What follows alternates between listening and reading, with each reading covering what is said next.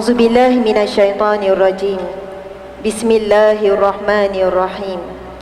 Assalamualaikum warahmatullahi wabarakatuh. Assalamualaikum warahmatullahi wabarakatuh.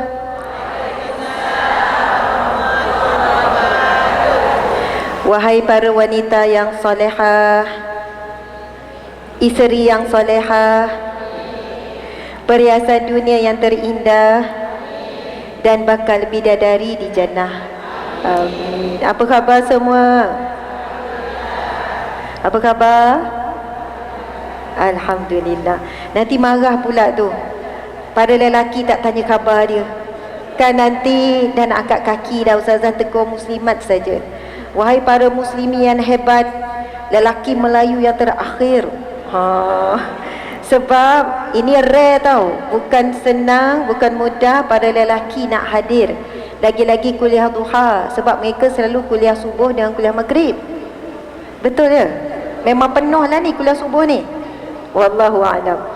Jadi Masya Allah, bila ada lelaki juga yang hadir dan sudi duduk mendengar kuliah daripada orang biasa seperti saya di kalangan wanita, dia berbeza kalau ustaz-ustaz yang menyampaikan ceramah. Itu lebih sesuai dengan tahap para lelaki. Namun saya percaya kita hadir kerana ilmu, bukan kerana siapa yang menyampaikan. Kita hadir kerana Allah. Kita mengharapkan Allah redha dan kita dapat pahala daripada Allah. Jadi apa khabar pada lelaki, para muslimin sekalian? Masya Allah, lemah lembut je kan orang lelaki kajang ni. Nak cari yang sopan, santun, penyayang, rupanya ada di kajang. Masya Allah, Alhamdulillah. Segala puji bagi Allah Rabbil Alamin, Tuhan yang mentadbir sekalian alam. Wassalatu wassalamu, salawat dan juga salam, ala asyrafil anbiya'i wal mursalin, ke atas semulia-mulia Nabi dan juga semulia-mulia Rasul. Dan kitalah semulia-mulia umat, dan kitalah umat yang beruntung. Seluruh para Nabi dan seluruh manusia mengharapkan menjadi umat Nabi Muhammad sallallahu alaihi wasallam. Kerana keberuntungan dan kelebihan yang Allah berikan kepada umat Nabi Muhammad yang tidak diberikan kepada umat yang lain. Antara kelebihannya adalah peristiwa yang bakal kita bincangkan. Dan tajuk hari ini ditukar. Saya minta tukar petang semalam. Biasalah esok nak ceramah saya baru tanya PA, tajuk apa besok ni? Asalnya tajuk berkaitan dengan kekeluargaan. Kemudian saya kata, kenapa tidak ambil tajuk Isra' Mi'raj? Sedangkan kita tinggal satu hari lagi. Esok 27 Rejab, hari sambutan Isra' Mi'raj. Dan saya puji sangat penganjur ataupun pihak masjid Sungai Ramal Kajang ini, kerana mereka boleh saja consider, boleh je tukar tajuk last minute. Maka ini menunjukkan pengurusan masjid, penganjur, daripada nazir, pengerusi, imam, AJK muslimin dan muslimat sangat progresif, sangat aktif. Ada setengah masjid tak nak tukar last minute.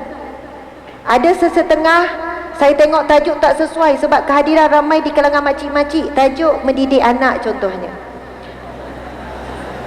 Makcik-makcik dia datang, dia dah ada cucu, anak dah habis dah didik, semua dah kahwin. Jadi dia datang sebab boleh tengok muka ustazah jadilah. Walaupun tajuk tu tak kena dah dengan umur dia 60-70 sebab tak ada anak dah. Kau nak kahwin pun dah tak boleh mengandung dah. Ibarat gitulah. Jadi kadang saya minta tukar. Ada penganjur tak boleh, ustazah kita nak buat air bahan sekian. Sebenarnya kadang orang tak tengok sangat pun tajuk, betul kan? Jadi nampak ada majlis ilmu kita nak hadir. Jadi Alhamdulillah tajuk kita berubah kepada cahaya Isra' dan Mi'raj. Cahaya Isra' dan Mi'raj.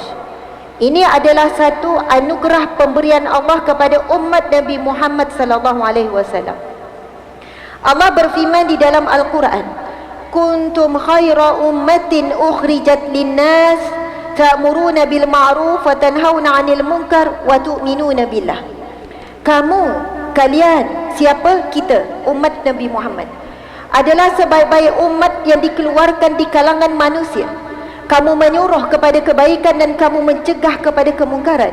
dan kamu beriman dan kamu percaya kepada Allah Subhanahu wa taala. Allah angkat kita menjadi sebaik-baik umat kerana kita diberikan sebaik-baik nabi, kita diberikan sebaik-baik kitab yakni Al-Quran, dan kita diberikan sebaik-baik malaikat iaitu malaikat Jibril untuk menurunkan wahyu kepada nabi kita. Kita diberikan sebaik-baik bulan iaitu bulan Ramadan.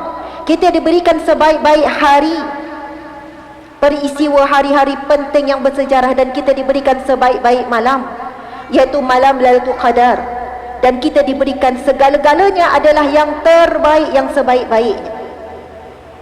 Allahu Akbar. Kita bersyukur kepada Allah Subhanahu wa taala yang telah menjadikan kita dan lahir sebagai umat Nabi Muhammad, kerana kita boleh saja dilahirkan sebagai umat Nabi Musa, Nabi Isa, Nabi Daud, Nabi Saleh, Nabi Yunus, tetapi kita dipilih lahir sebagai umat Nabi Muhammad sallallahu alaihi wasallam. Nabi Muhammad sallallahu alaihi wasallam pernah bersabda, sesungguhnya setiap nabi diberikan peluang untuk buat dua permintaan kepada Rabb, kepada Tuhan, kepada Allah. Lalu aku meminta keduanya untuk umatku, satu di dunia dan satu di akhirat kelak. Nabi tidak meminta sedikit pun untuk dirinya. Nabi meminta kedua-duanya adalah untuk umatnya. Yang pertama Nabi beritahu, aku meminta dengan Allah supaya segala kemarahan Allah dan segala kemurkaan Allah ditangguhkan sehingga saat akhir nafas umatku. Kalau umat terdahulu kita baca cerita, kalau mereka buat perbuatan yang bertentangan dengan perintah Allah, mereka buat sesuatu yang Allah larang, Allah terus terbalikkan bumi, Allah terus hantar api yang datang daripada langit, Allah datangkan laut, hujan yang tak berhenti sehingga seluruh dunia jadi laut. Allah tukarkan manusia menjadi kera. Allah hantarkan panah ataupun petir daripada langit, macam-macam. Mereka tidak diberi kesempatan sehingga akhir nafas mereka untuk tempoh mereka berubah. Allah minta, sebab itu hari ini manusia sewenang-wenangnya, kaya, sehat, cerdik, ada kuasa, ada kemasyhuran, tapi tak taat perintah Allah, buat maksiat di media sosial, berbangga dengan maksiat, tetapi masih hidup dengan sihat walafiat, masih bahagia, masih boleh pergi ke sana ke sini, kerana Allah telah pun menunaikan permintaan Nabi Muhammad untuk menangguhkan kemurkaan ataupun kemarahan bila saat akhir. Hiduplah bagaimana kamu nak hidup. Sebab itu ada hadis Nabi SAW, Nabi bersabda, sekiranya Allah menyegerakan kemarahan dan kemurkaannya kepada manusia, nescaya tidak ada manusia yang boleh hidup di atas muka bumi. Kita dah lama dah mati, buat maksiat je, terus datang kemurkaan Allah, terus datang azab Allah, terus keluar api daripada langit menyambar orang-orang buat maksiat. Nabi kata sekiranya Allah tidak menyegerakan kemarahannya kepada umat manusia, maka tidak ada manusia yang boleh hidup di atas muka bumi. Tetapi Nabi minta dengan Allah supaya ditangguhkan azab untuk kita. Permintaan Nabi yang kedua ialah untuk ditunaikan di akhirat, iaitu syafaat Nabi Muhammad sallallahu alaihi wasallam. Nabi menceritakan dalam sebuah hadis gambaran di padang mahsyar, setiap umat mencari Nabi mereka, daripada Nabi Adam sampai Nabi Musa, Nabi Isa, mencari Nabi masing-masing. Dan semua Nabi surrender, angkat tangan surrender. Dan Nabi-Nabi, para Nabi berkata, nafsi nafsi biyadi, nafsi nafsi biyadi, diriku di tangannya. Pada hari ini aku tidak pernah melihat kemurkaan Allah melebihi daripada kemurkaan Allah yang Allah tunjukkan pada hari Yaumul Hisab, iaitu hari kiamat. Para Nabi pun menyebutkan, diriku pada tangan Allah pada hari ini, apatah lagi aku ingin menjamin kamu semua wahai umatku. Diriku juga aku tidak tahu bagaimana nasibku di tangan Allah. Akhirnya semua para Nabi kata, kamu cari seorang manusia, seorang Nabi yang bernama Muhammad, hanya dia seorang saja yang boleh memberi pertolongan pada hari ini, hanya seorang saja yang boleh beri syafaat. Dan itulah Nabi kita, Nabi Muhammad sallallahu alaihi wasallam. Ada dalam satu riwayat menceritakan tentang perbualan Nabi Musa alaihi salam. Dan Nabi Musa alaihi salam ketika membaca kitab Taurat, Nabi Musa berkata kepada Allah. Kita tahu Nabi Musa diberi gelaran apa? Kalamullah. Musa kalamullah, selalu berkata, bercakap dengan Allah. Lalu Nabi Musa berkata, ya Allah, aku membaca dalam kitab Taurat ini tentang sesuatu umat yang terbaik yang akan dikeluarkan di kalangan manusia. Jadikanlah ia umatku. Lalu Allah menjawab, ia milik Ahmad. Lalu Nabi Musa berkata lagi, ya Allah, aku membaca dalam kitab Taurat ini tentang satu umat yang akan berhadapan dengan Dajjal, yang paling berat fitnahnya. Fitnah paling besar itu Dajjal. Jadikanlah ia untuk umatku.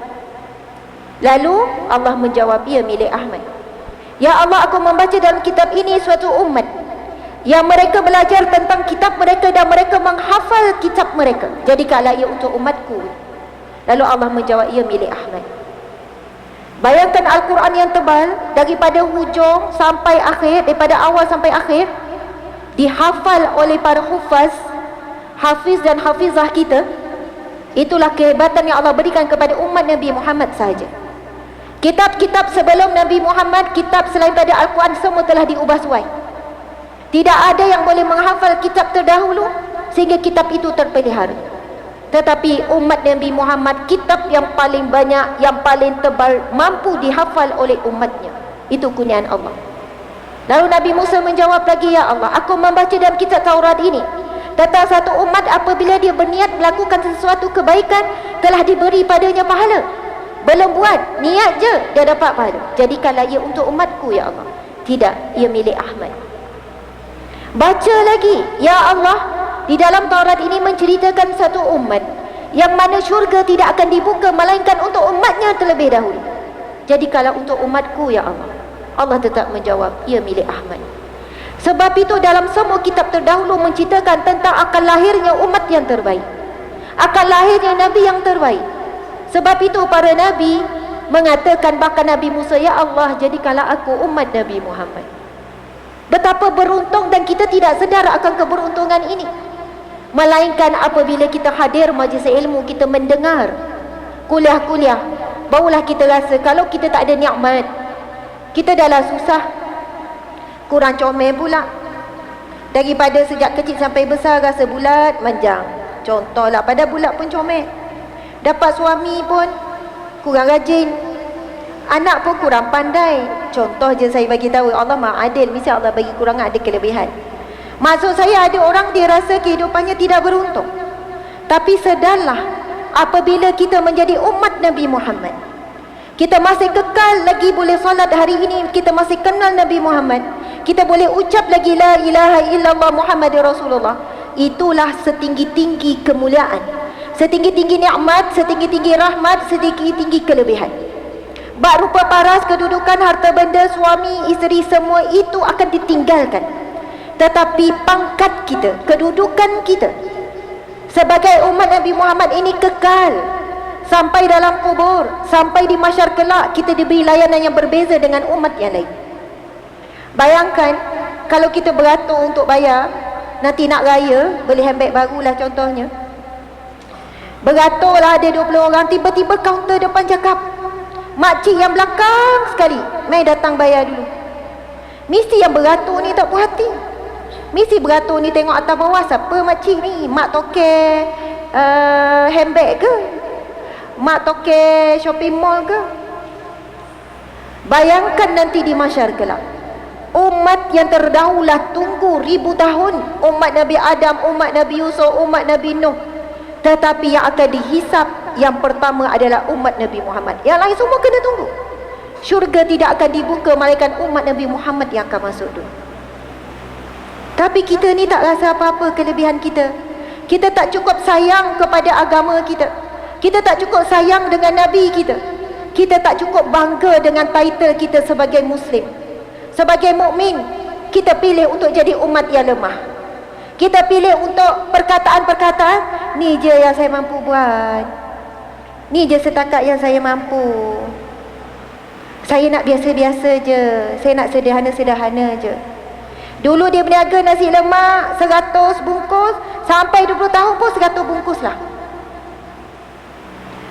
Tak nak ubah daripada zon selesa kepada zon tak selesa.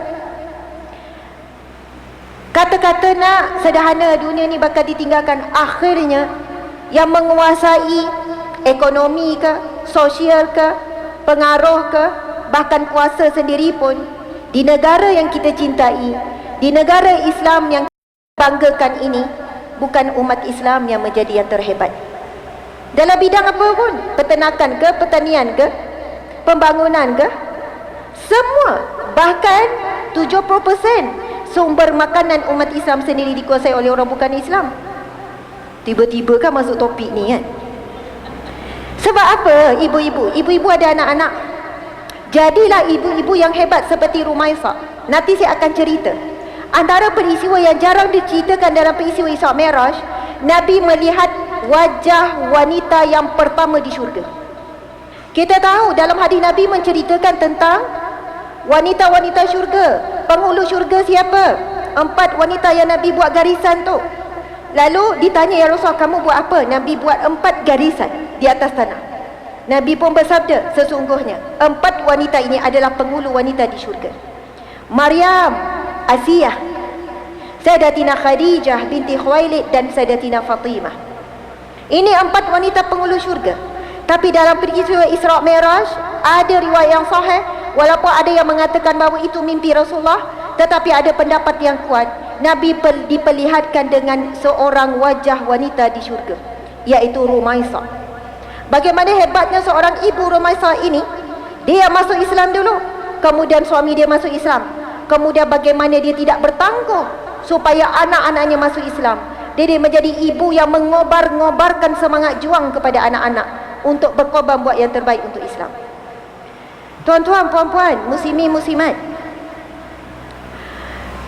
kalau kita tengok pada hari ini di negara yang kita cintai ini, Masya Allah, kita dah jauh sangat ketinggalan ataupun jauh sangat daripada roh pejuang ibu-ibu di zaman Rasulullah. Walaupun kita diberikan nikmat, kemampuan, kelebihan yang jauh lebih banyak daripada wanita-wanita di zaman Rasulullah. Kota Madinah boleh menundukkan Rom dan Parsi, boleh menundukkan kuasa-kuasa besar. Kota Madinah kecil saja. Kota Madinah boleh daripada kota yang kecil menjadi pemerintahan dunia yang terbesar, lagi-lagi pada zaman Saidina Umar radhiyallahu anhu, kerana kekuatan ekonomi, kekuatan ilmu, kekuatan sosial dan pelbagai bentuk kekuatan yang lain. Sehingga kan yang bukan Islam tunduk kepada kehebatan kota Madinah. Dan siapa yang hebat-hebat itu adalah umat Islam. Yang jadi pakar umat Islam ketika itu. Pakar ilmu apa pun, bahkan ilmu dunia, ilmu pertukangan, ilmu apa pun. Yang menjadi paling kaya pada zaman tersebut di kalangan umat Islam. Kalau hari ini 100 terkaya di dunia, 99% adalah bukan Islam. Tetapi yang 100 terkaya di dunia ketika itu, semuanya adalah umat Islam. Yang hebat pelbagai sudut. Sebab itu saya bercakap depan ibu-ibu yang hebat. Kalau rasa anak dah tak boleh dah kita nak tanam, kita tanya cucu kita, nak jadi apa? Nak berniaga, nak main bola. Budak lelaki sekarang semua nak main bola. Saya pergi ke sekolah anak saya ambil report card kan, 3 penjuru. Anak yang darjah 3, saya pergi ambil report card perjumpaan 3 penjuru kan, dengan ibu bapa guru. Bila saya masuk, budak-budak dalam tu semua macam bertempik, Ustazah, Ustazah, Ustazah. Terkejut saya, budak-budak peminat saya. Sebenarnya mereka terpaksa minat, sebab mak dia selalu dengar ceramah. Dia orang berhimpun tu, Ustazah, Ustazah, sambil bagi, semua berlari pergi ambil kertas, dia koyakkan buku, nak tanda tangan, autograf. Ya, ada video tu. Dah siap belum video tu? Saya pun terkejut dengan sambutan budak-budak tu. Autograf, autograf, autograf. Jadi diorang pun beratur. Saya kata beratur. Mula diorang kumun, berebut-rebut. Lepas tu, hampir 90% bila saya tanya cita-cita, sebab saya nak tulis autograf, saya akan tanya, nama kamu siapa? Kamu nak jadi apa? 90% yang lelaki semua jawab, nak jadi pemain bola. Tapi mereka sebut terus, saya nak jadi striker, saya nak jadi defend, saya nak jadi reserve pun ada juga, saya nak jadi goalkeeper. Yang kecil, badan kecil, kurus, semua nak jadi pemain bola. Seorang dua je, yang lain YouTubers. Ini lelaki. Saya tengok, wah, generasi sekarang. Tapi saya sebut apa? Saya tulis, semoga menjadi striker terhebat peringkat dunia yang beriman dan boleh menyebarkan Islam. Walaupun panjang sikit. Saya kata awak nak jadi pemain bola boleh. Awak kena niat jadi yang terhebat, bukan peringkat negeri. Sebab dia kata, Ustazah tulis pemain bola wakil negeri Selangor. Ya, budak-budak detail. Wakil kampung. Saya kata tak, awak kena niat nak jadi pemain bola peringkat negara. Lepas tu awak ada ramai peminat, akhirnya peminat masuk Islam sebab awak. Awak boleh jadi pemain bola, tapi niat nak jadi yang terbaik, niat untuk sebarkan Islam. Okey Ustazah, okey. Lepas tu adik aku Keding pun nak jadi pemain bola juga. Lepas tu kawan-kawan dia gelak. Kau mana boleh dia pemain bola, badan kuku macam ni. Boleh lah, aku boleh, nanti aku buat sado. Bila perempuan lain, sebab tu perempuan dia cepat matang kan. Bila tanya cita-cita perempuan, doktor, cikgu, saintis, semua cita-cita yang hebat-hebat. Chef, saya kata jadi chef yang terhebat. Kebanyakan chef yang glamour dalam dunia sekarang adalah chef di kalangan yang bukan Islam. Awak jadi chef yang terhebat, sampai boleh buat program, ramai orang masuk Islam sebab jatuh cinta dengan akhlak kamu sebagai orang Islam. Anak yang saya bercakap ni bukan tingkatan 3, baru darjah 3. Tapi kita jangan pandang rendah. Walaupun kita cakap benda yang tinggi, mereka angguk-angguk, baik Ustazah, baik. Boleh hapikat dulu? Boleh. Kamu kena dah doa dan nekat daripada sekarang. Saya jadi penceramah seperti hari ini.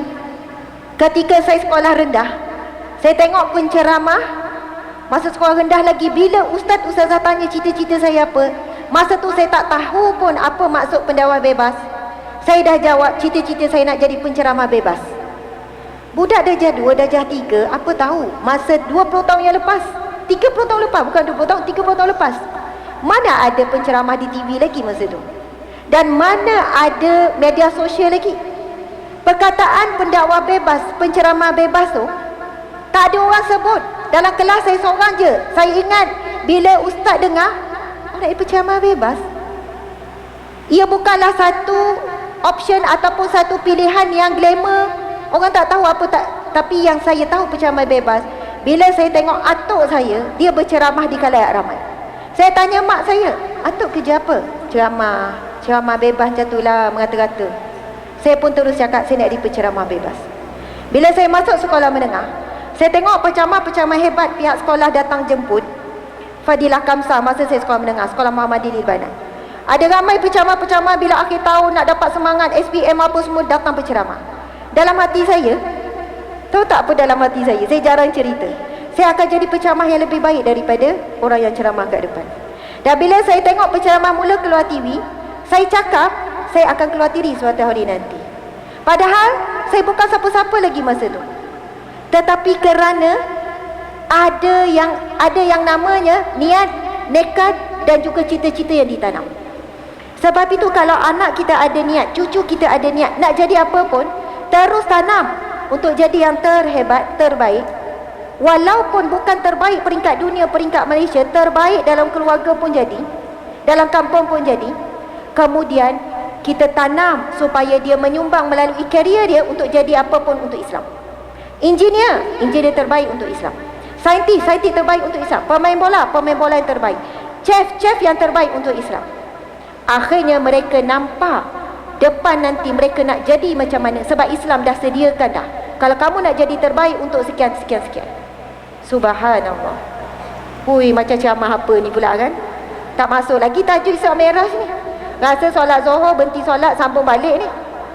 Mukadimah saja ni dah setengah jam lebih ni. Masya Allah, alhamdulillah. Walaupun saya dah setengah jam mula dah ceramah, saya tetap nak kena ucap terima kasih ya kepada penganjur. Sebab itu sebenarnya adabnya bila kita datang bertamu ya. Terima kasih kepada Masjid Sungai Ramal Kajang Selangor. Terima kasih MC Puan Zaraiha binti Awang. Pembaca doa Ustaz Muhammad Haris bin Zulkifli, doa yang sangat indah dengan terjemahan. Terima kasih kepada Nazir Masjid Sungai Ramal Kajang, Haji Kizbullah bin Haji Rizwan. Encik Taib bin Khairi, ketua kampung. Masya Allah, hebat. Itu yang ketua kampung turun, Nabi orang kampung turun orang kampung lelaki pun turun. Encik Fuad bin Ismail, Situasi Masjid Sungai Ramal Kajang. Encik Azhar bin Kamsin, penolong Situasi Masjid Sungai Ramal Kajang. Okey, alhamdulillah, terima kasih semua EJK, terima kasih semua yang hadir. Terima kasih yang buat live. Ada berapa untuk kamera ke ada saya? Oh, ada muka saya ke atas ni. Okey. Jadi insya-Allah kita nak masuk tajuk kita iaitu cahaya Isra Mi'raj.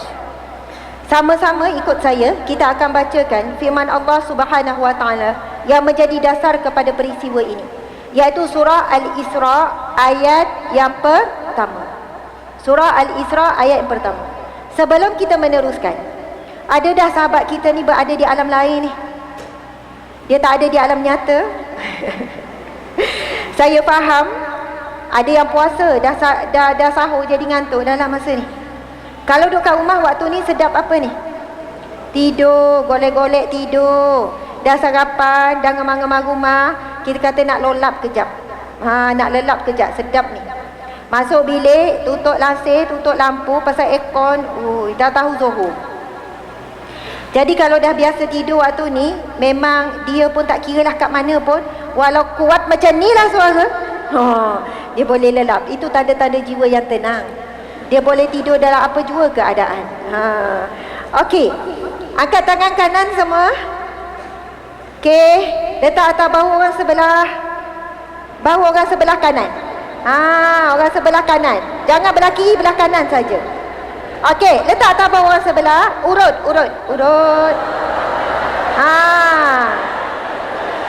Urut kuat-kuat.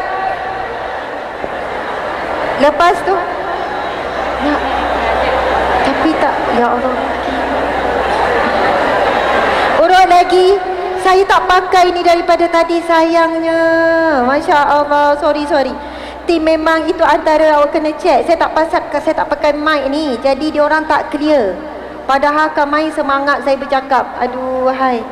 Sayangnya. Tak, sebenarnya tak dengar jelas. Kita boleh tengok view sangat rendah. Semua rendah. Sebenarnya dia berdengung. Of course berdengung. Dia kena pakai mic ni. Sorry masa live wajib pakai mic ni. Tim tak perasan saya tak pakai. Sebenarnya diorang mesti dah komplain. Sebenarnya test tak daripada awal tadi dek? Tak, dia memang akal lain. Sorry, sambung balik urut orang sebelah kanan. Saya terganggu. Dah cakap semangat-semangat tadi, berkobar-kobar. Rupanya orang yang live tak dengar clear pun. Okey, urut lagi. Walaupun tekilan ni urut lagi. Urut. Okey, cekek sikit leher. Bukan urut sikit leher dia. Tak apa urut orang sebelah. Saya tak ngantuk, orang sebelah ngantuk.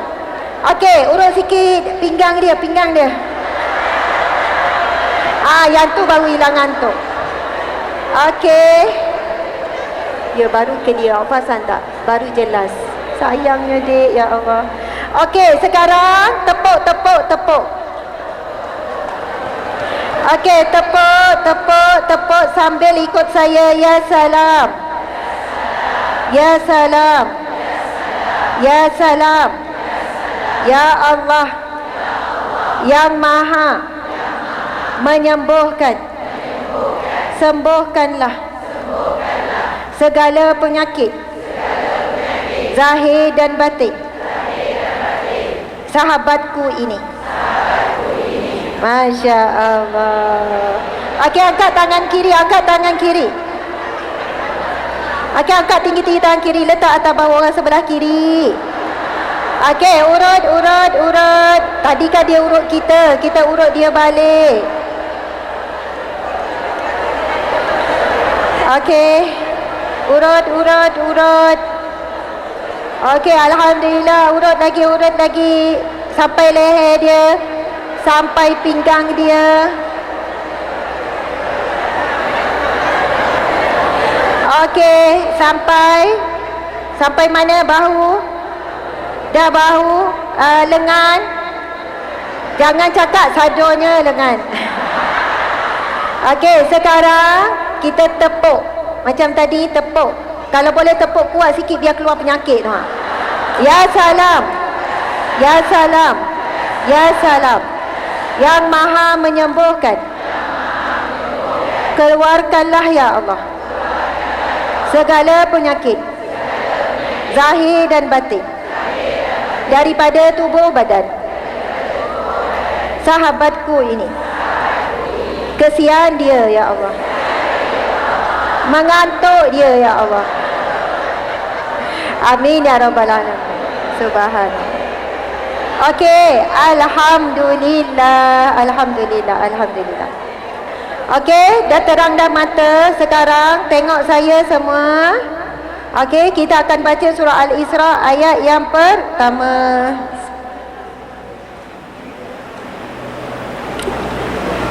Okey. Keluarkan suara ya, dengan suara yang kuat. Suara macam saat kita kejutkan ahli keluarga bangun tidur. Saya rasa itu suara paling kuat lah. Satu rumah pun bergegar kan. Okey. A'udzu billahi minasyaitonir rajim.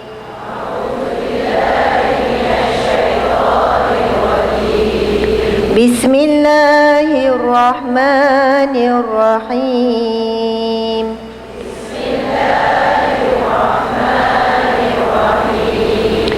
Subhanalladzi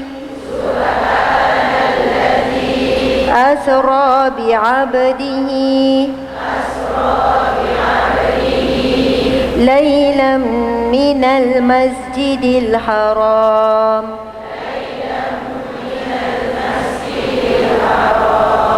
ilal masjidil aqsa alladzi barakna hawlah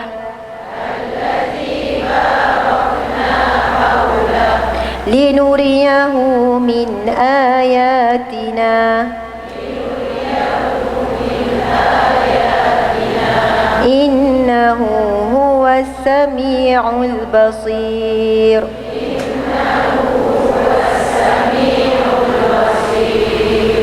Sadaqallahul azim.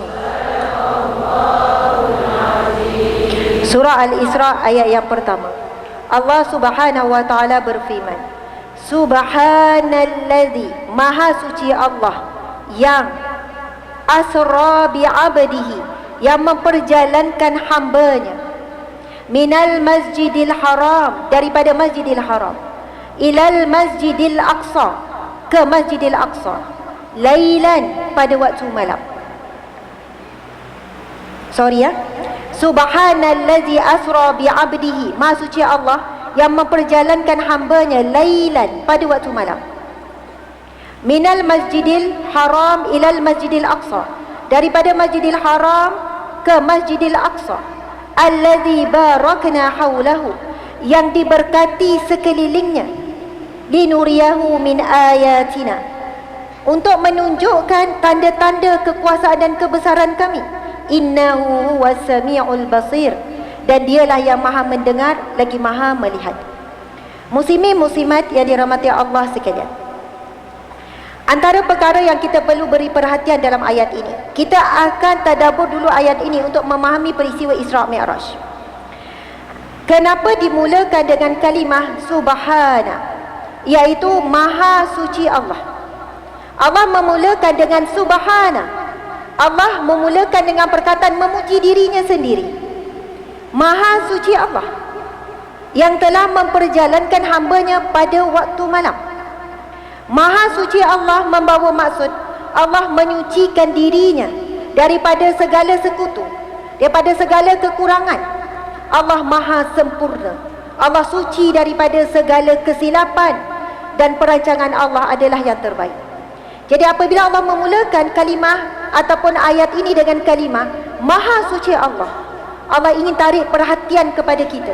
Tuhan yang tidak ada kekurangan ini, Tuhan yang maha hebat ini, Tuhan yang tidak ada yang boleh setara dengannya ini, Tuhan yang hebat inilah yang telah memperjalankan hambanya. Alladzi, subhanalladzi asra bi 'abdihi, yang memperjalankan hambanya. Tuan-puan muslimin muslimat, cuba perhatikan, Allah menggunakan perkataan hambanya.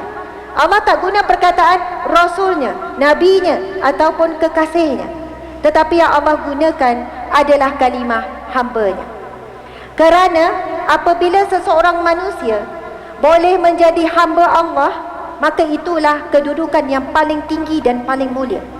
Ini disebut di dalam tafsir-tafsir Al-Quran Muktabar, Apabila Allah memanggil dan menyebut Nabi dengan kalimah hamba-Nya, itu menunjukkan kemuliaan. Tuan-tuan, puan-puan, muslimat sekalian, kita yang paling susah kita nak jadi hamba Allah. Betul atau tidak? Nak jadi hamba kepada dunia mudah. Kerja siang malam jadi hamba kepada dunia. Duit tak diberikan pun kepada akhirat. Duit tak disalurkan pun kepada kerja-kerja agama Allah. Nak jadi hamba kepada manusia, hamba kepada suami, suami jadi hamba kepada isteri contohnya. Anak-anak diperhambakan untuk mak ayah. Mak ayah hari ni ramai mana jadi hamba anak-anak. Nak jadi hamba kepada kereta, siang malam duduk dengan kereta, ambil gambar tak berhenti-henti. Kalau boleh nak tidur tepi kereta. Sayangnya kita nak jadi hamba kepada emas. Ada duit je emas. Tak ada fikir lain. Daripada buat kecil, besar. Daripada sikit, banyak. Bukan mikir ada duit je, nak menyumbang, nak bina istana di syurga dan lain-lain. Manusia jadi hamba pada diri sendiri. Ikut hawa nafsu. Kalau dah nak makan kuih pisang tu lagi tak jumpa, dia pusinglah satu kampung tu. Satu taman, bukan taman, satu bandar tu. Contohlah, hamba kepada nafsu makan. Tetapi yang paling sukar dan susah adalah, terbaiklah. Untuk saya seorang juga. Untuk semua. Masya Allah, bagi air mineral ni, bukan air minuman ni.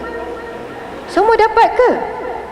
Air Milo tak boleh boikot. Teh tarik tak ada ke? Oi, subhanallah. Satu kotak je, kesian orang belakang. Ada, dia agihkan di belakang. Masya Allah, ini kali pertama. Bila saya pergi ceramah, aku lihat pihak masjid edarkan air. Dia suruh basuh muka kok, ngantuk. Subhanallah. Jadi muslimat, mana nak dapat orang nak bagi air percuma ni? Tadi pagi percuma ke berbayar? Percuma. Aircon sekarang kena bayar ke buka aircon ni? Ini kipas ni percuma ke bayar ni, besar ni? Siapa ada kipas macam ni kat rumah? Besar ni kan, kalau pasang kat rumah memang runtuh lah atap kita. Kapet selesa tak? Selesa. Semua tip-top, semua terbaik. Allahu Akbar. Dapat air percuma pula. Kalau balik tak infak, tak sedekah, malulah. Allah bagi parking percuma, masuk percuma, air percuma, duduk percuma, sejuk percuma, datang dengar, dan Allah sedang sediakan hidangan di syurga. Semua tetamu Allah, Nabi sebut, barang siapa yang hadir ke rumah Allah, dia adalah tetamunya Allah. Kalau datang rumah saya, jadi tetamu saya. Saya hidang makan je. Tetapi datang masjid, jadi tetamu Allah. Allah yang sediakan hidangan di sini. Hidangan yang akan kita nikmati di akhirat kelak. Itu ada hadis Nabi. Orang yang ulang-alik datang ke rumah Allah, datang ke masjid, Allah menyiapkan setiap kali dia ulang-alik hidangan di syurga. Sebab itu yang melayani kita sekarang adalah Allah. Kita nampak air tadi tu, AJK Masjid edarkan air, hakikatnya Allah yang sedang menyantuni kita melalui kudrat manusia yang baik-baik. Allah berikan ilham kepada pengurusi masjid, edarkan air. Mana tahu lepas ni edarkan apa pula. Bersyukur dah, alhamdulillah. Okey, sorry kita minum air dulu. Ambil barakah ni. AJK Masjid bagi air ni. Minum semua, baca doa minum air. Bismillahirrahmanirrahim. Allahumma inni as'aluka ilman nafi'an, rizqan wasi'an, wa shifaan min kulli da' birahmatika ya arhamar rahimin. Ya Allah, berikanlah kepadaku ilmu yang bermanfaat, rizki yang luas, kesembuhan daripada segala penyakit. Amin ya rabbal alamin. Okey, minum semua air tu yang dibacakan. Yang puasa jangan minumlah.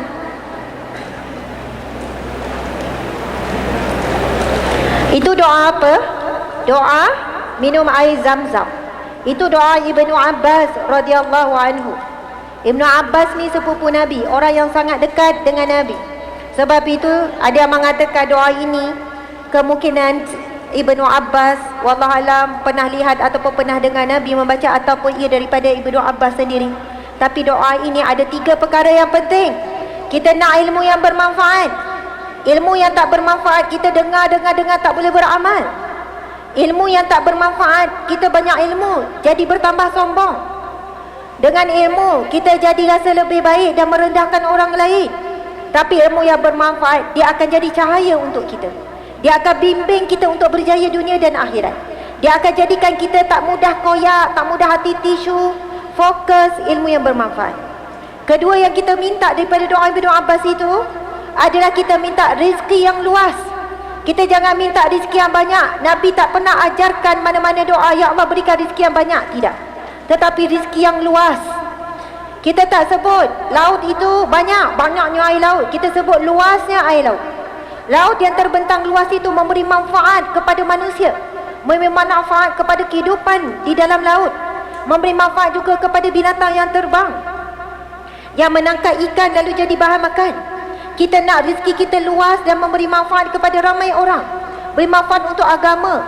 Rezeki kita luas sampai cucu cicit boleh menikmati hasil daripada tangan usaha kita hari ini. Itu yang kita minta, rezeki yang luas. Siapa yang banyak duit, banyak harta, banyak rezeki tapi ditimbun, dia hanya tambah-tambah aset dia saja, ini yang dimurkai oleh Allah. Tetapi kalau rezeki dia banyak, dia kerja susah payah cari rezeki tapi meluas, dia ada rumah sampai 10, dia boleh duduk 1 je, 9 dia bagi asnaf duduk, dia bagi pusat tahfiz, dia bagi sekian-sekian. Semua harta itu masih nama dia, tak ditukar. Tetapi hartanya luas, bukannya menimbun untuk dirinya saja. Dia ada kereta banyak, koleksi kereta sampai 20-30. Dia guna sehari sekali guna 1 je, mana boleh bawa 3 sekaligus. Akhirnya dia bagi pada asnaf ni guna, ataupun dia buat sewa. Lepas tu daripada duit tu dia bantu rumah anak yatim dan sebagainya. Kereta tak tukar nama, masih nama dia. Tetapi rizkinya luas. Itu beza rizki luas dengan rizki yang bertimbun, yang dimurkai oleh Allah Subhanahu Wa Taala. Lepas tu yang ketiga kita minta daripada doa minum air tadi, wa shifaan min kulli da'in, dan kesembuhan daripada segala penyakit. Penyakit batin, riya, ujub, takabur, asyik tak puas hati, tak kena, sebab tak kena, semua orang lah tak kena. Penyakit zahir, sakit lutut, sakit apa semua, kita niat daripada air itu boleh menyembuhkan kita, insya-Allah. Okey, alhamdulillah kembali semula. Muslimin muslimat yang dirahmati Allah sekalian. Jadi antara yang sukar saya nak sebut, Allah sebut perkataan apa tadi? Perkataan apa yang Allah panggil Nabi kita dalam ayat yang kita baca tadi? Hamba. Sebut semua hamba. Ya Allah, daku adalah hamba-Mu ya Allah. Jadikanlah daku hamba-Mu yang taat, yang beriman, yang patuh, yang redha kepadamu. Amin ya rabbal alamin. Kalau sebut hamba, layak tak kita kata tidak kepada Tuhan kita? Tak layak.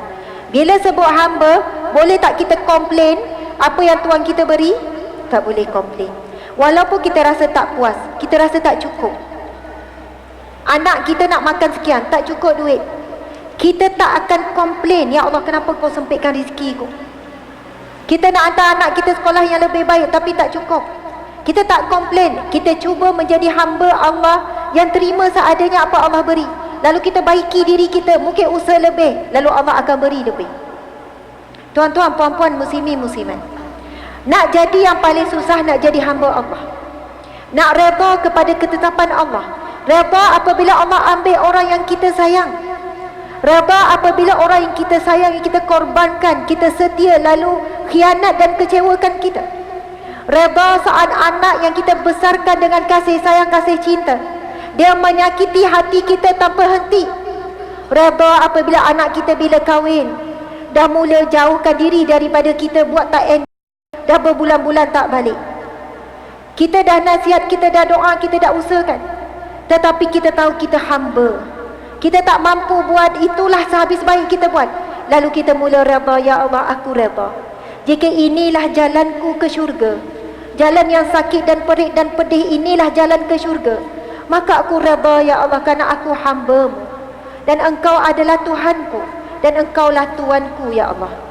Jadi apabila Allah Subhanahu wa taala menyebut Nabi Muhammad sebagai hamba, ia adalah satu bentuk pengiktirafan bahawa Nabi Muhammad sallallahu alaihi wasallam dia telah menolak segala keinginan peribadinya, telah menolak segala keinginan hawa nafsunya, keinginan rumahnya bagaimana, tempat tidurnya bagaimana, nak isterinya bagaimana, keinginan-keinginan semua ditolak tepi. Seluruh apa yang Nabi cakap, apa yang Nabi jalani kehidupan, Nabi ikut apa saja yang Allah perintahkan.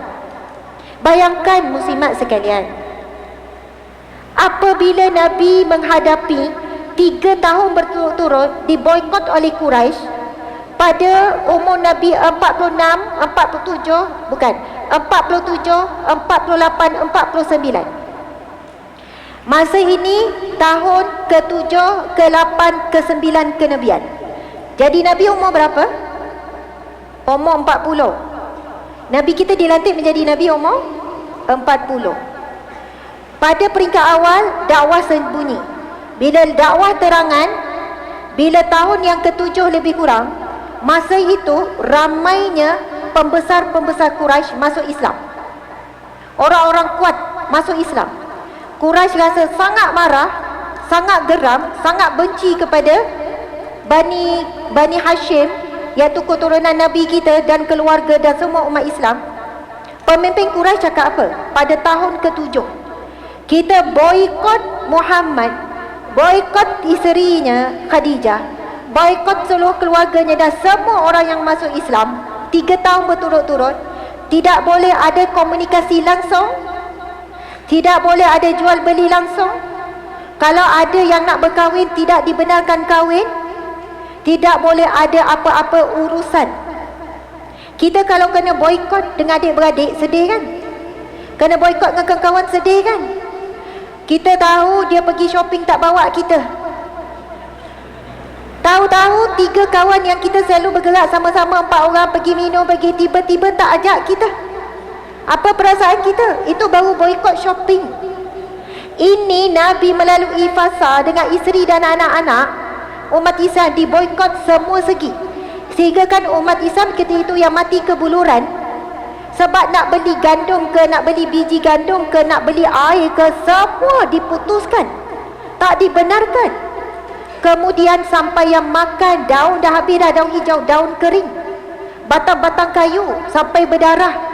Dan ada riwayat mengatakan ketika inilah masa ini Fatimah masih menyusu, sampai keluar darah daripada susu ibunda kita Sayyidatina Khadijah. Ini saat yang sangat dahsyat.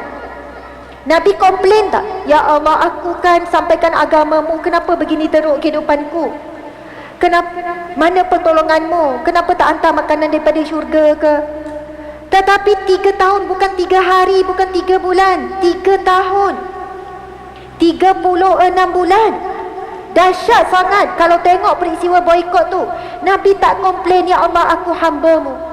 Kalaulah begini yang aku dapat apabila aku menjadi Nabi dan Rasul-Mu, Nabi redha. Bukan jalan yang indah, kesusahan demi kesusahan, kesedihan demi kesedihan. Habis boikot tuan-puan sekalian, pada tahun ke-9 kenabian, umur Nabi 49, masuk tahun ke-10, apa yang berlaku? Pada bulan ini, bulan Rejab ni, bulan Rejab, berlaku kematian Abu Talib. Masa boikot berlaku, Abu Talib duduk di lorong Abu Talib, namanya lorong Abu Talib. Duduk sama-sama. Kawan-kawan Abu Talib, masa ni Abu Talib umur dah 80 lebih. Kawan-kawan Abu Talib cakap, wahai Abu Talib, wahai Abu Talib, Abu Talib, kenapa kamu bersusah payah dengan anak saudara kamu? Kamu berlapar dengan dia, kamu hidup susah dengan dia.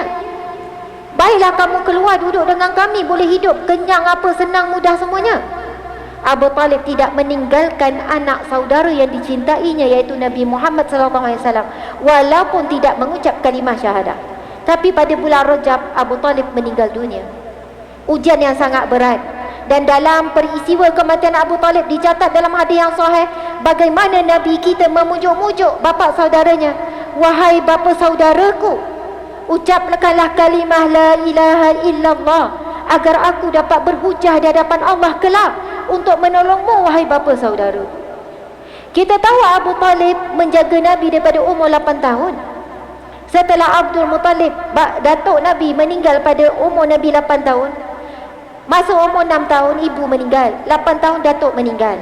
Abu Talib menjaga Nabi Muhammad lebih daripada menjaga anaknya sendiri. Dan Abu Talib ada anak yang ramai.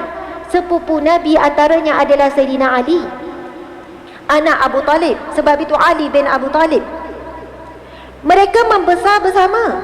Sayyidina Ali kata, kalau anak adik-beradik dia sendiri makan sendiri. Tetapi Nabi Abu Talib suap. Abu Talib tak akan benarkan kami bawa Muhammad pergi main jauh, main misi depan mata Abu Talib. Bahkan kita tahu ketika umur Nabi masih kanak-kanak, Abu Talib nak pergi berniaga kat Syam, tak bawa anak-anak, yang bawa Nabi Muhammad. Tetapi pendeta nampak ada tanda kenabian, suruh bawa balik. Abu Talib menyayangi Nabi melebihi dirinya, melebihi daripada anak-anaknya.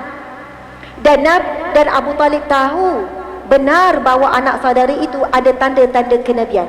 Kalau tidak, takkan Abu Talib ikut kata Buhairah yang kata bila dia nampak daripada jauh ada sekumpulan awan yang sentiasa bergerak, lepas tu berhenti, bergerak, berhenti. Bila sampai dekat pendeta ni apa maksud pendeta? Pendeta adalah ahli kitab, para alim ulama, guru-guru yang masih pegang kitab-kitab yang sahih, Taurat, Injil, Zabur, yang menceritakan tentang tanda-tanda Nabi akhir zaman. Jadi bila dia tanya, siapakah di kalangan kamu? Sebab Abu Talib ni antara ketua rombongan, siapa yang ada di kalangan kamu? Kamilah. Tidak, mesti ada orang lain di kalangan kamu. Lalu mereka pun tunjuk, itu ada seorang kanak-kanak lelaki.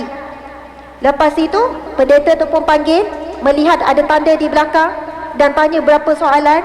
Benarkah dia yatim? Ya. Benarkah ibunya telah meninggal? Ya. Sekian-sekian. Bawa pulang dia kembali, jangan bawa dia ke Syam, kerana pada dirinya tanda-tanda Nabi akhir zaman. Kalau Abu Talib tak percaya, Abu Talib teruskan. Tapi Abu Talib tak jadi pergi ke Syam dan bawa pulang. Sebab itu ulama mengatakan sebenarnya Abu Talib dia sudah beriman di dalam hati, tapi dia tak sebut pada lidah, dia tak buat persaksian pada lidah, kerana nak mempertahankan Nabi Muhammad SAW. Kerana Abu Talib adalah pemimpin yang dihormati oleh masyarakat. Pemimpin-pemimpin Quraisy yang nak attack Nabi Muhammad, dia masih hormat Abu Talib. Sebab tu dia tak attack terang-terangan. Abu Talib bagi amaran, kamu jangan sentuh, jangan apa-apakan anak saudaraku. Jadi mereka tak buat ketika Abu Talib masih hidup. Mereka hormat sebab pemimpin Quraisy ketika itu. Tetapi apabila Nabi Muhammad pujuk bapa saudaranya, wahai bapa saudara yang aku cintai, ucaplah kalimah la ilaha illallah, sesungguhnya aku akan berhujah di hadapan Allah kelak untukmu. Tetapi Abu Talib tidak mengucap syahadah sampai akhir. Sehinggalah Nabi menangis dan Nabi menyebutkan satu perkataan yang Allah murka. Bukan Allah murka, Allah tegur. Nabi Muhammad menyebutkan, aku akan menggunakan soalannya syafaatku untuk membantu bapa saudara yang selama ini menjadi benteng kepada perjuangannya. Tapi Allah turunkan firman menegur Nabi Muhammad SAW. Allah berfirman, innaka la tahdi man ahbabta walakin Allah yahdi man yasha. Allah berfirman, kamu wahai Muhammad tidak boleh beri hidayah kepada orang yang kamu cinta. Kamu tak boleh beri hidayah kepada orang yang kamu cinta. Walaupun kamu doa macam mana, kamu minta macam mana, kamu menangis macam mana, bukan hidayah itu bukan kamu yang punya hak. Inna Allah yahdi man yasha. Sesungguhnya Allah memberikan hidayah kepada siapa yang dia mahu. Nabi Muhammad komplain tak? Kenapa ya Allah? Kan dia banyak-banyak bantu aku, dia yang bersusah payah, dia yang membesarkan aku, dialah ibu dan ayahku daripada umur 8 tahun. Tidak, Nabi redha. Nak kata beratnya ujian Nabi, ibu dan ayah, itulah dia Abu Talib. Meninggal dalam keadaan tak ucap syahadah. Kita kadang-kadang baru sampaikan kebaikan je kepada adik-beradik, ditolak. Kita mula guna ayat, tak payahlah, tak apalah, yang penting aku dah cakap. Kita tak berusaha sungguh-sungguh pun. Orang tu kecam sikit je, orang tu menjawab sikit je, kita dah putus asa dah. Lemah sangat kita dalam dakwah. Nabi meminta dan mendoakan untuk Abu Talib sepanjang masa, meminta supaya Abu Talib mengucap syahadah. Tapi Allah uji, adakah Rasulullah boleh redha dengan ketetapan akhirnya ayah dan bondanya keduanya sama? Sebab itulah kasih sayang diberikan oleh Abu Talib. Selang berapa bulan selepas rejak peristiwa sedih, Abu Talib meninggal dunia. Meninggal pula isteri tercinta pada bulan Ramadan. Tak lama lagi Ramadan. Sayyidatina Khadijah meninggal ketika umur Nabi 50 tahun pada tahun ke-10 kenabian. Insan yang amat dicintai dan mengorbankan segala harta untuk Nabi. Subhanallah. Sebab itu para ulama bila cerita pasal Isra' Mi'raj mesti akan cerita rentetan yang berlaku sebelum. 3 tahun berturut-turut diboikot, kemudian kematian Abu Talib, kemudian kematian Sayyidatina Khadijah. Selepas berlaku 2 kematian tokoh Quraisy, bukan tokoh Quraisy, tokoh Mekah. Penduduk Mekah sangat hormat Abu Talib. Penduduk Mekah sangat hormat Sayyidatina Khadijah, sebab Sayyidatina Khadijah pernah diberi gelaran sebelum nikah dengan Nabi Ratu Mekah. Kekayaannya, keturunannya, dengan wibawanya sangat menghormati Khadijah. Tapi bila keduanya meninggal dunia, apa yang berlaku? Nabi mula diserang secara terang-terangan. Sahabat-sahabat Nabi diseksa sampai mati. Sehinggalah Nabi melakukan hijrah yang pertama, percubaan hijrah yang pertama ke satu tempat yang lain. Hijrah yang kedua iaitu ke Taif. Apa yang Nabi hadapi di Taif? Nabi sampaikan dakwah, Nabi membayangkan Taif akan menerima kedatangan Nabi. Tetapi sebaik Nabi sampai di Taif, lalu ada ketua di sana tahu Nabi datang sampai ke Taif, lalu mereka terus melobi pemimpin-pemimpin di situ, dan mereka menyuruh kepada anak-anak muda di Taif untuk melempar dan menghalau Nabi daripada bumi Taif. Dan Nabi dalam keadaan dilempar batu, bukan lempar batu sekali dua. Bukan bila lempar Nabi bergerak, mereka tak ekori lagi. Nabi sambil Nabi berjalan membawa diri dalam keadaan darah mengalir.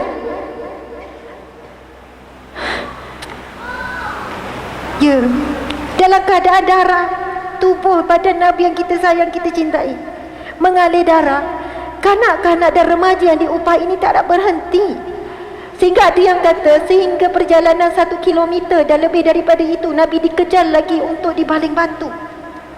Kita sampaikan dakwah hari ini hanya dibaling dengan kata-kata yang kesan, hanya dibaling dengan kecaman. Kita dah tak nak dah teruskan lagi berkongsi benda baik-baik. Kita share benda baik dalam grup WhatsApp. Lepas tu ada orang sinis, macam bagus sangat, awak dah lah share-share benda-benda macam ni, jadi banyak sangat lah dalam grup ni. Kita dah menangis-nangis tak esok dah, lepas tu nak left group terus. Kita hanya dilemparkan dengan kata-kata yang tidak menyenangkan. Nabi apa yang Nabi tak kena? Caci, maki, hina. Nabi dibaling batu, Nabi diletakkan benda yang busuk sampai Fatimah menangis tak esok-esok. Ketika Nabi solat di Kaabah, kemudian ada manusia yang letakkan isi perut yang busuk berulat, isi perut unta yang berat di atas belakang Nabi sampai Nabi tak boleh bangun. Ketika itu Fatimah pergi menangis-nangis, kenapa buat begini pada ayahku? Apa yang ayahku buat pada kamu? Nabi tak buat kacau, Nabi tidak hina, Nabi tak buat kasar, Nabi cuma mengajak kepada Allah. Apa yang kita buat untuk agama ini? Nabi korbankan semuanya untuk kita. Apa sumbangan kita untuk agama ini? Mustahil untuk kita semua jadi penceramah, pendakwah, nak pergi jihad fisabilillah. Tapi kita ada tangan untuk berdoa, kita ada harta untuk kita berikan kepada gerak-gerak kerja dakwah sebagai bukti esok bila kita ditanya, apa yang kamu buat untuk agama ini? Subhanallah. Tuan-tuan sekalian, ketika Nabi dibaling dengan batu, datang malaikat. Ya Rasulullah, wahai Muhammad, hendakkah kamu aku hempukkan gunung Taif ini kepada penduduk Taif? Sebab geram sangat tengok penduduk Taif yang baling batu kepada Nabi. Nabi tak tanya, di mana pertolonganmu ya Allah, kenapa buat aku begini? Allah boleh saja ketika dibaling batu, batu tak kena pada badan Nabi, betul tak? Allah Maha berkuasa, batu tu tak kena pada tubuh badan Nabi, tapi Allah izinkan benda tu berlaku. Allah test Nabi, engkau hamba, engkau kena terima apa sahaja. Engkau tak layak nak mempersoal dan mempertikaikan apa yang kau lalui ini sekian-sekian. Kau tak boleh minta lebih walaupun engkau kekasihku. Engkau tak boleh minta itu ini walaupun engkau adalah hamba. Sebab itu apabila Nabi lulus ujian Allah, ujian diboikot, ujian kematian orang tersayang, kematian anak demi anak berlaku tak berhenti tau. Anak pertama meninggal, anak kedua meninggal, baru umur bertahun meninggal, anak demi anak meninggal. Lulus ujian ni, lulus lagi ujian, kematian isteri lulus lagi, ujian di baling batu lulus. Dan setelah melalui semua ujian yang Allah berikan kepada Nabi yang kita cintai, luluslah ujian, lalu naiklah pangkat menjadi hamba. Subhanallazi asra bi'abdihi, Maha suci Allah yang memperjalankan hambanya pada waktu malam. Sebab itu kita ini diuji Allah, macam-macam ujian. Sebab Allah nak suruh kita jadi hamba. Yang susah nak jadi hamba, nak redha kepada Allah, nak redha ketetapan Allah, nak redha dengan apa yang Allah ambil. Sebab itu bila ditanya tentang takwa, Sayyidina Ali menjawab, ar-ridha bil qalil, itu takwa. Redha dengan yang sedikit. Redha dengan banyak mudah. Dengan sedikit kasih sayang, sedikit penghargaan, sedikit rezeki, sedikit kuat, sedikit sehat. Nak redha dengan sedikit itu yang payah. Sebab itu bila tanya apa itu maksud takwa, ar-ridha bil qalil, bila kamu boleh redha dengan yang sedikit, itu adalah takwa. Masya Allah. Muslimin muslimat yang dihormati lagi dikasihi,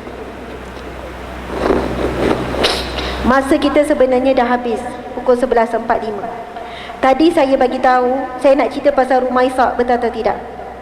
Dan penutup pada perkongsian, saya tak sempat nak pergi peristiwa Isra' Mi'raj, dan kita baru saja tadabbur sampai ayat subhanallazi asra bi'abdihi. Kita tak sempat nak tadabbur lailam minal masjidil haram ilal masjidil aqsa allazi barakna hawlahu linuriyahu min ayatina innahu huwas sami'ul basir.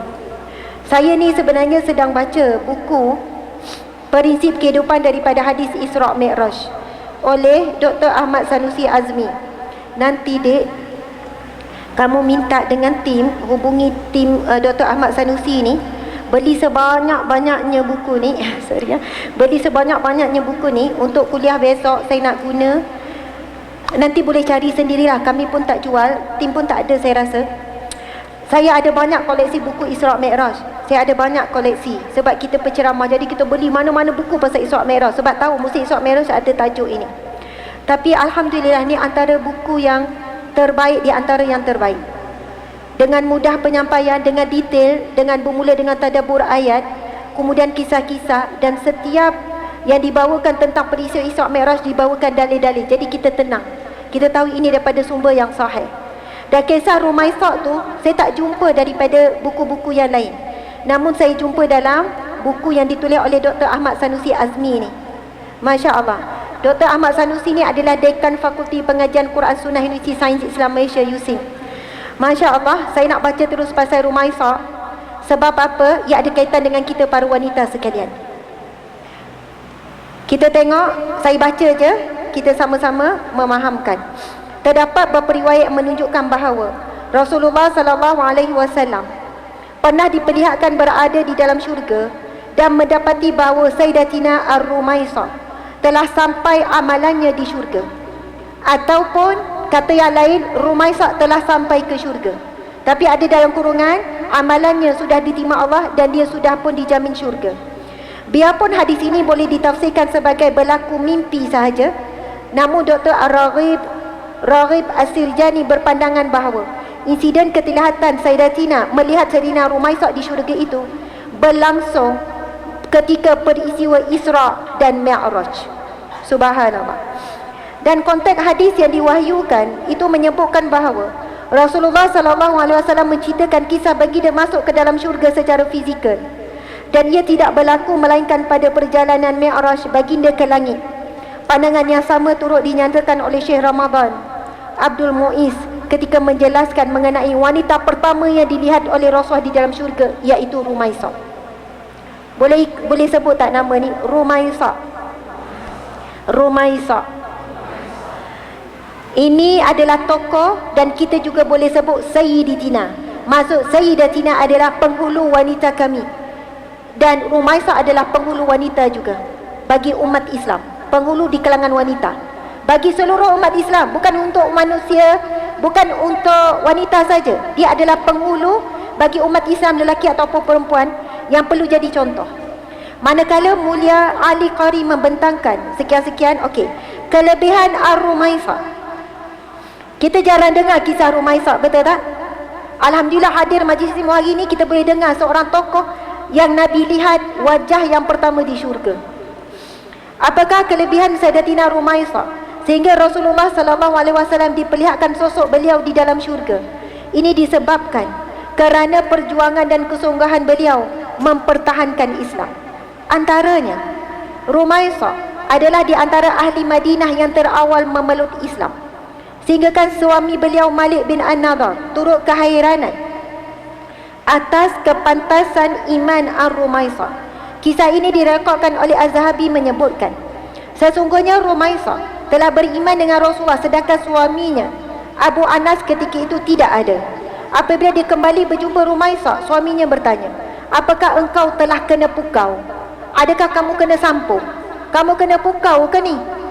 Cepat sangat ni, baru dengar pasal Muhammad baru sebut berapa perkara kamu tengah masuk Islam. Ketika ini suaminya belum memeluk Islam, kamu kena pukau ke? Kemudian Ar-Rumaisah menjawab, aku bukan disihir ataupun bukan dipukau, tetapi aku telah beriman kepada Allah. Berani sekali, tanpa ragu-ragu, walaupun dia ada risiko untuk kehilangan suaminya. Kemudian yang kedua, Rumaisah bukan sekadar memeluk Islam, malah mendidik anaknya juga untuk memeluk Islam, sehingga dimarahi suaminya. Perkara ini direkodkan oleh Az-Zahabi. Ar-Rumaisah mengajarkan anaknya Anas mengucapkan syahadah. Kata beliau, ucapkanlah la ilaha illa ana, la ilaha illallah wa anna Muhammadar Rasulullah. Lalu Anas mengucapkannya. Lalu ayahnya berkata, janganlah engkau rosakkan anakku ini. Lalu Ar-Rumaisah menjawab, aku tidak merosakkannya. Subhanallah. Kadang-kadang atuk dengan nenek bergaduh pasal cucu. Contohnya lah, nenek ni kalau cucu datang, asyik beli aiskrim, gula-gula, mainan.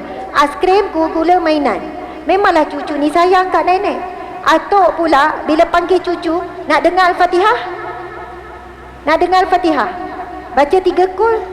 Jadi cucu pun tak sukalah atuk, sebab atuk boring.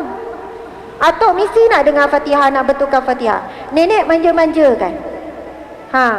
Jadi atuk ni pun mungkin, nenek ni pun mungkin kata, tak payahlah, budak lagi, tak biasa susah. Janganlah kau nak rosakkan cucu ni, nanti tak suka nak balik. Tak, saya bukan nak merosakkan. Itu saya bagi contoh saja ya. Sila terasa ya. Bukan apa ramai nenek atuk ni depan saya. Kalau atuk kepada cucu saya tu arwah ayah saya, kalau cucu-cucu balik ataupun datang ke rumah, arwah ayah saya mesti akan tasmik surah Fatihah. Dia nak betulkan surah Fatihah cucu. Lepas tu nak dengar bacaan, kedua dia akan bagi teka-teki matematik. Wallahualam, mungkin berkat atuk dia ni, anak-anak kami semua tera matematik. Kalau dapat anugerah subjek yang terbaik, kebanyakannya subjek matematik. Mak dia paling tak suka matematik, saya lah, umi dia paling tak pandai matematik. Wallahualam, masa kecil atuk mesti bagi teka 2 campur 2, 2 kali ni. Lepas tu cucu berlawan-lawan lah untuk jawab soalan matematik.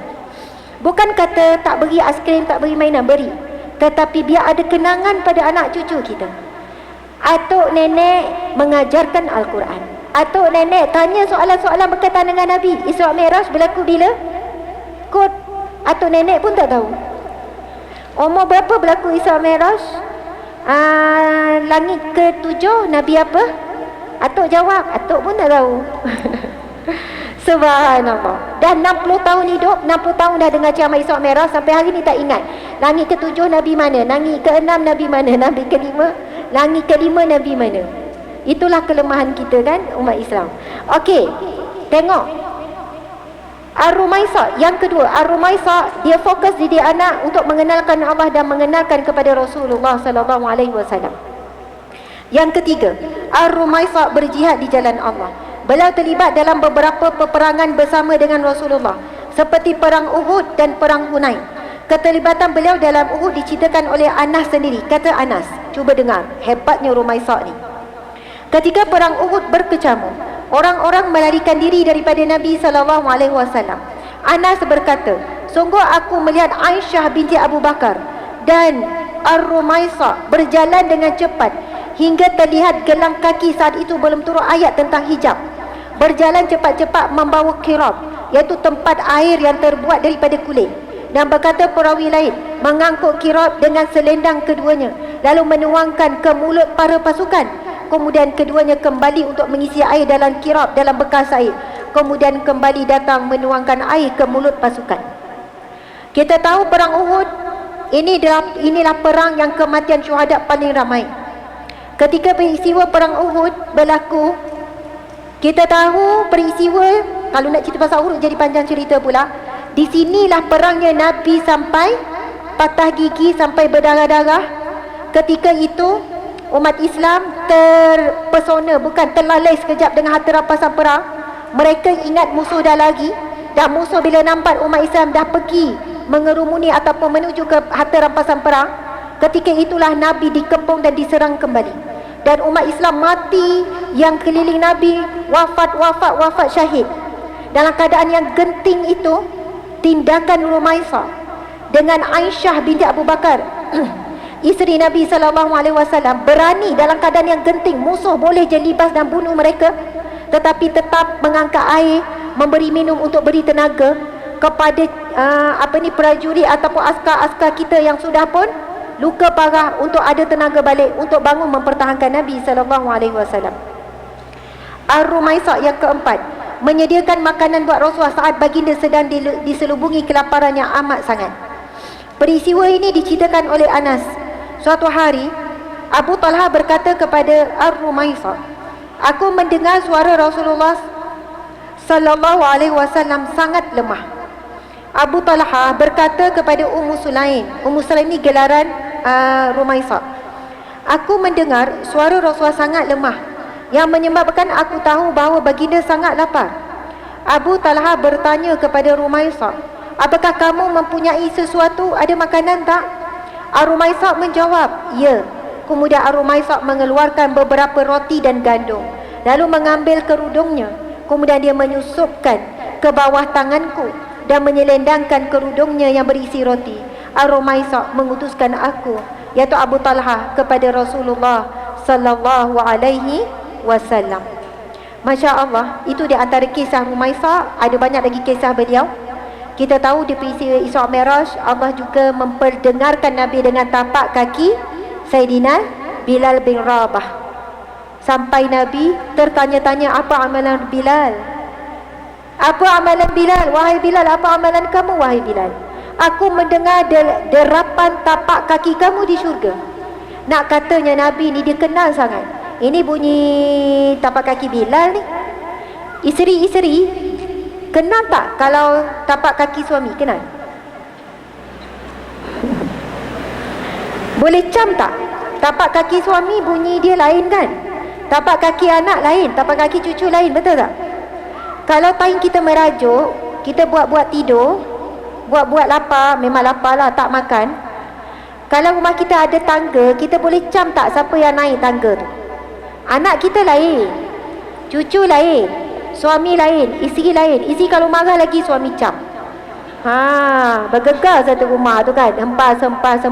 Dia nak cakap, suami buat-buat tak tahu. Sampai akhir isteri kena tanya, bang, awak tak perasan ke saya merajuk? Padahal dia perasan sangat. Dia malah nak layan, tua-tua merajuk lagi. Tapi isteri Nabi yang merajuk-merajuk tu, ramai yang tua pun merajuk dengan Nabi. Maksudnya merajuk dan wanita memang tidak boleh terpisah. Kalau suami-suami yang cakap awak tua merajuk, tak lawa lah. Kalau dia nak suruh isteri dia berhenti merajuk sebab tua, bermaksud dia suruh isteri dia berhenti jadi perempuan. Sebab memang fitrah perempuan begitu comelnya pada merajuk, betul tak? Betul? Tengok muka masa merajuk, comel ke buruk? Sebenarnya buruk, muncung. Saya pernah lah merajuk, suami saya buat dia snap gambar daripada jauh. Bila saya tengok, biar betul muka saya macam ni, buruknya.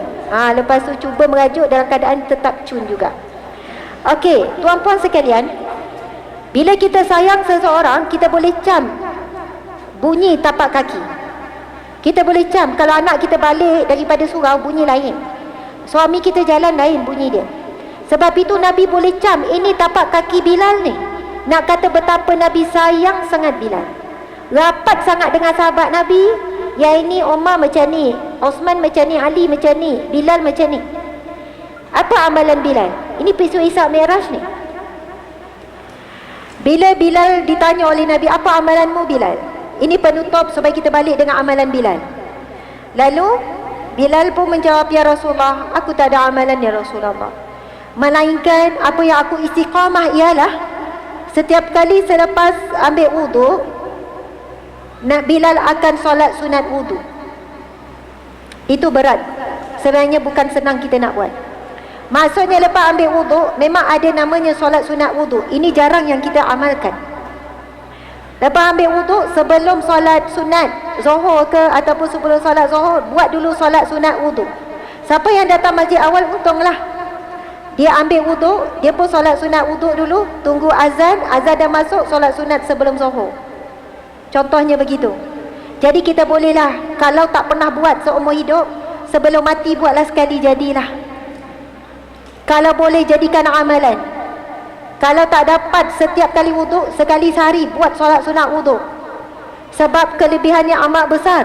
Belum mati lagi, tapak kaki dah kedengaran di syurga. Bilal masih hidup. Sebab itu Nabi tanya, apa amalan kamu Bilal? Sesungguhnya aku sangat menjaga ya Rasulullah. Setiap kali wuduk ambil buat solat sunat wuduk. Dan solat sunat ini bukan Bilal yang buat, ini hadis Nabi. Barang siapa yang melakukan 12 solat sunat dalam sehari, Allah akan membina istana di syurga. Kita duduk kat rumah di dunia tapi tak ada istana di syurga. Semangat nak buat solat sunat ni, kita kena bayangkan kita nak berpindah daripada rumah kita di dunia, daripada alam barzakh ke istana di syurga. Apa amalan sunat tu? 2 rakaat sebelum subuh. Lagi 2 rakaat sebelum Zuhur.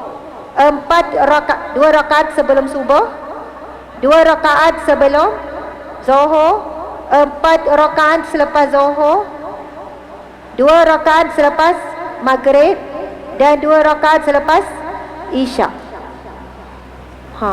Itulah yang Nabi sebut 12. Tunaikanlah 12 rakaat solat sunat, yang mana Allah akan membina istana di syurga. Tak dapat buat setiap hari, buatlah seminggu sekali. Tak dapat juga sebulan sekali, tak dapat juga seumur hidup sekali. Tetapi kalau boleh buat setiap hari, kita akan hidup dengan tenang. Tenang kenapa? Tenang kenapa? Sebab kita dah rasa kita tak takut dengan mati. Bahkan kita bukan menanti, kita bersedia untuk mati. Sebab amalan ini memberikan kita rasa yakin dan tenang. InsyaAllah kita akan berpindah ke istana yang sedang kita bina daripada dunia, iaitu 12 solat sunat yang Nabi sebut dibina istana di syurga. Alhamdulillah, Alhamdulillah, Alhamdulillah. Terima kasih banyak-banyak kepada pihak penganjur. Dah pukul 12 dah, waktu pun dah lebih. Subhanallah, masing-masing nak balik masak ke beli hari ni? Ya kan, tadi cakap pasal ekonomi umat Islam kan. Jadi balik abang, kita perlu menyokong ekonomi umat Islam, memperkasakan ekonomi umat Islam dengan beli makan tengah hari. Subhanallah, betul lah tu. Kita sokong peniaga-peniaga Muslim kita. Mudah-mudahan apa yang kita kongsikan pada hari ini, Allah berkati, Allah rahmati, Allah ampunkan kelalaian dan dosa kita. Mudah-mudahan niat kita datang pada hari ini, apa niat kita muslimat? Niat kita kerana Allah, lalu kita dapat Allah. Niat kita mengharapkan redha, rahmat, pengampunan Allah, maka kita akan dapat semua itu. Jangan jadikan niat dan tujuan kita manusia. Saya adalah asbab sahaja, tapi niat tujuan adalah kerana Allah Subhanahu Wa Taala. Dan sebelum pulang, jangan kita pulang tanpa meninggalkan bukti cinta kita kepada Allah. Bukti cinta. Sebab itu disebut hadis Nabi, sadaqatun junnah, sadaqatun burhanun. Sedekah adalah bukti, sedekah adalah saksi. Nabi kata sedekah adalah perisai daripada api neraka. Maka keluarkanlah sedekah yang mana jumlahnya kita sayang. Janganlah kita duduk di takut yang lama. Bila sedekah je keluar warna biru. Warna biru tu kalau hilang kita tak cari, ibu-ibu. Betul tak? RM1 tak cari, RM10 cari, ustazah sayang RM10. Beri satu nilai yang kita sayang. Sebab itu firman Allah, Allah berfirman, kamu tidak benar-benar dikatakan membuat kebajikan selagi mana kamu tidak memberi di jalan Allah apa yang kamu cintai. Kita tahu sedekah anak Nabi Adam tu, nama siapa? Anak Nabi Adam?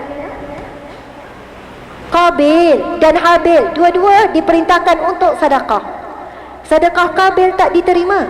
Dia cari binatang yang paling kurus, yang paling rendah nilai. Kalau orang datang nak beli, orang tak pilih yang tu. Kalau yang tu mati pun dia tak kisah sebab kurus.